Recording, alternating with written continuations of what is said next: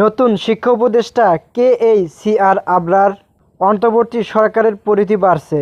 নতুন শিক্ষা উপদেষ্টা হিসেবে দায়িত্ব নিচ্ছেন ঢাকা বিশ্ববিদ্যালয়ের আন্তর্জাতিক সম্পর্ক বিভাগের সাবেক অধ্যাপক চৌধুরী রফিকুল সি.আর. আবরার।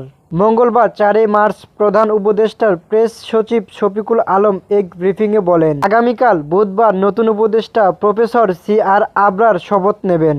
কাল বেলা 11টায় শপথ। অধ্যাপক সি.আর. আবরার ঢাকা বিশ্ববিদ্যালয় এবং যুক্তরাজ্যের সাসেক্স বিশ্ববিদ্যালয়ে পড়াশোনা করেছেন। অস্ট্রেলিয়ার গ্রিফিথ বিশ্ববিদ্যালয় থেকে সম্পন্ন করেছেন পিএইচডি। পেশাগত জীবনে ঢাকা বিশ্ববিদ্যালয়ের আন্তর্জাতিক সম্পর্ক বিভাগে অধ্যাপনা করছেন সি.আর. আবরার। পাশাপাশি মানবাধিকার ইস্যুতে বরাবরই উচ্চকণ্ঠ তিনি। বাংলাদেশে আটকে পড়া পাকিস্তানি নাগরিক রোহিঙ্গা সংকট নিয়ে ব্যাপক পরিসরে কাজ করছেন অধ্যাপক আবরার। নিপীড়িত রোহিঙ্গা জনগোষ্ঠীর ব্যাপারে চীন এবং যুক্তরাষ্ট্রের মতো বৈশ্বিক শক্তিগুলোর অভিন্ন অবস্থানের কঠোর সমালোচনাও করেছেন এই অধ্যাপক। এছাড়া আওয়ামী লীগ সরকারের আমলে গুম, খুন, নিপীড়নমূলক ডিজিটাল সিকিউরিটি আইনের বিরুদ্ধেও সরব ছিলেন সি.আর. আবরার।